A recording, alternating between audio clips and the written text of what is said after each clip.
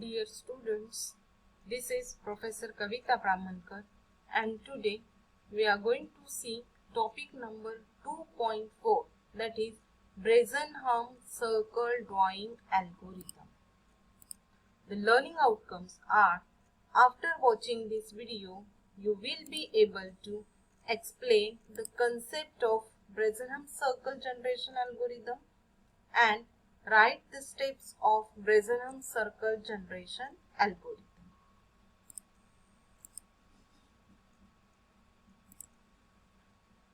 Prerequisite is you should know what is arc and octant of a circle. Now let us see the theory of Brazenham circle drawing algorithm. This algorithm is used to draw a circle.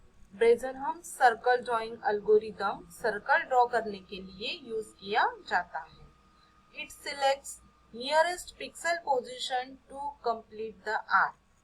एक pixel दिया रहेगा, उसके top and bottom side में फिर से 2 pixel दिए रहेंगे.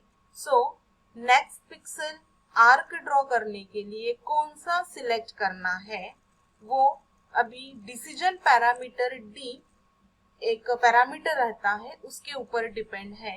तो it select nearest pixel position to complete the arc. अभी टॉप में एक पिक्सल है और बॉटम साइड में एक पिक्सल है. सो कौन सा पिक्सल पहले सिलेक्ट करना है, ये एल्गोरिदम सिलेक्ट करता है pixel. Then this algorithm uses only integer arithmetic which makes it faster than other algorithms.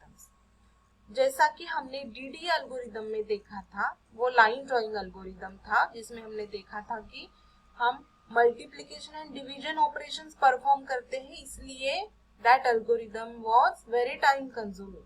लेकिन ये ब्रेजनहम सर्कल ड्राइंग एल्गोरिदम है, सिर्फ इंटीजर अरिथमेटिक का यूज करता है, इसीलिए ये फास्टर है डीडीए से.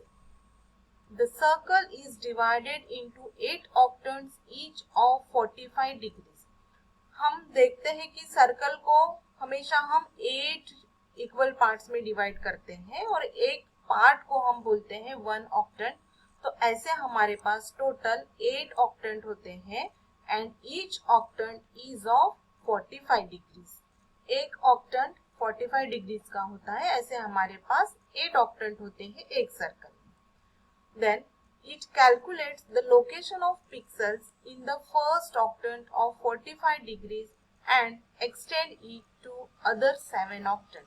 तो फर्स्ट ऑक्टेंट में हमें सर्कल ड्रॉ करना है, तो फर्स्ट ऑक्टेंट में पहला पिक्सल ड्रॉ होगा, उसके बाद नियरेस्ट पिक्सल कौन सा सिलेक्ट करना है वो डिसाइड होगा और उन दोनों पिक्सल के बीच में आर्क ड्रॉ किया जाएगा. तो ऐसे ही एक एक ऑक्टेंट में आर्क ड्रॉ करते करते हम पूरा सर्कल ड्रॉ करेंगे. So the next pixel location is decided by decision parameter D.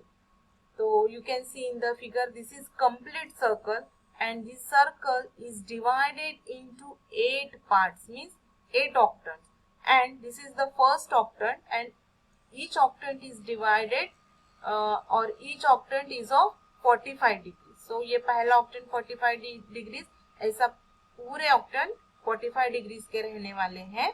और suppose this x y is current pixel and ये पिक्सल से अब हमको सिलेक्ट करना है कि कौन सा हमारा नेक्स्ट आर्क रहने वाला है.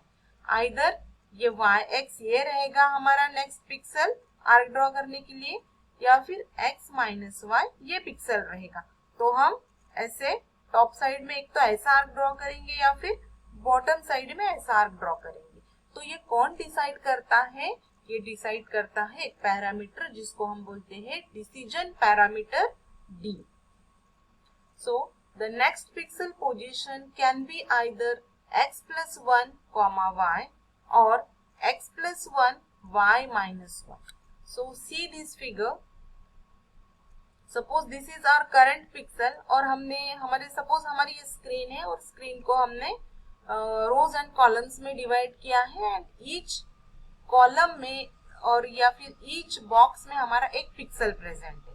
सो कंसिडर करो दिस ये हमारा करंट पिक्सल है xy, देन इसका नियरेस्ट पिक्सल ये है, अभी इसका पोजीशन है x+1, y और इसका सेकेंड नियरेस्ट पिक्सल है x+1, y-1। तो ये पिक्सल डिसाइड करेगा आइदर हम आर्क इस तरह से ड्रॉ करने वाले हैं या फिर इस तरह से ड्रॉ करने वाले हैं। तो इसके लिए हमको एक डिसीजन पैरामीटर d कैलकुलेट करना पड़ेगा। So if decision parameter d is less than और इक्वल टू 0, अगर डिसीजन पैरामीटर की वैल्यू 0 से छोटी है या 0 के बराबर है, देन हम x+1, y can be chosen as next pixel। तो अगर डिसीजन पैरामीटर 0 से बराबर है या छोटा है तो x+1, y ये हमारा नेक्स्ट पिक्सल रहेगा और यहाँ से हम आर्क ड्रॉ करेंगे। और अगर decision parameter d is greater than 0, then x+1, y-1 ये हमारा नेक्स्ट पिक्सल रहेगा और हम इस तरह से आर्क ड्रॉ करेंगे। So in this way we will decide what is the next pixel to draw the arc.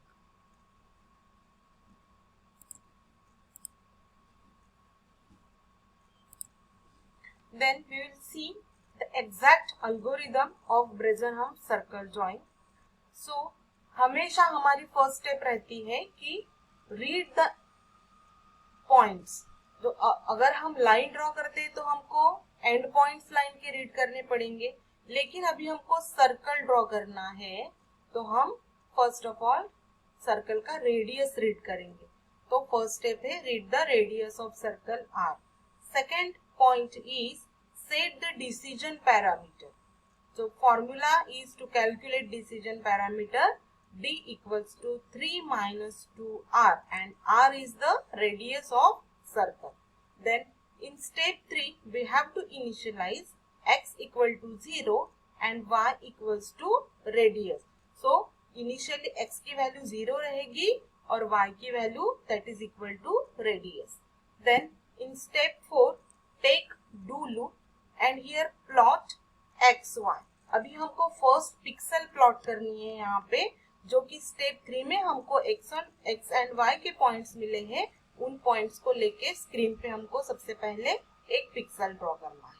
Then we have to compare d with 0, means if decision parameter is less than 0, then d equals to d plus 4x plus 6, means अगर decision parameter 0 से छोटा है तो हम ये execute करेंगे statement, decision parameter की new value calculate करेंगे।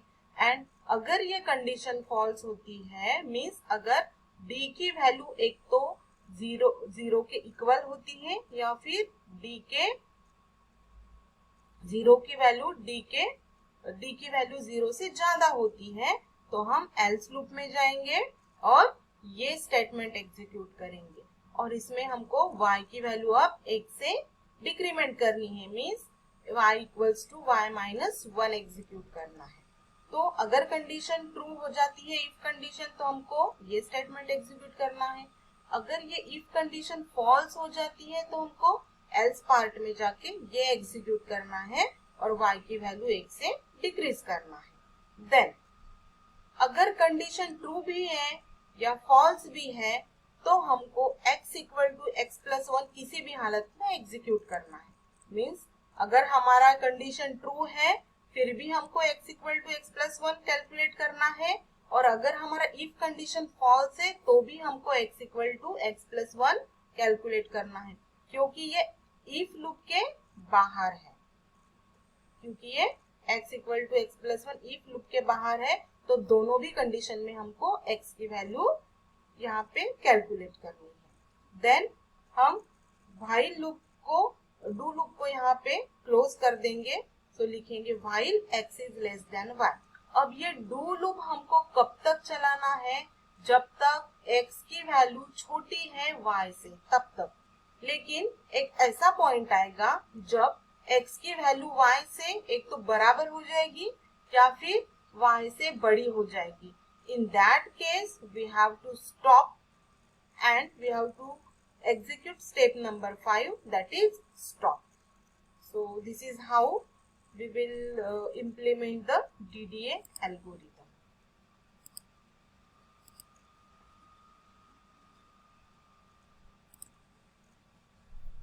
So dear student, today we have studied Brazenham circle drawing algorithm.